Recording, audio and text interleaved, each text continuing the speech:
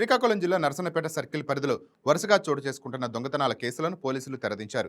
జూలుమూరు, Saravakota, Narasannapeta, Polaki police station పరిధిలో జరిగిన దొంగతనాలపై దర్యాప్తు చేపట్టిన పోలీసులు ముగ్గురు నిందితులను అరెస్ట్ చేసి సుమారు 35 లక్షల విలువైన బంగారం, వెండి సహా ఇతర ఆస్తిని స్వాధీనం చేసుకున్నారు. ఈ వివరాలను అదనపు ఎస్పీ శ్రీనివాస్ వెల్లడించారు.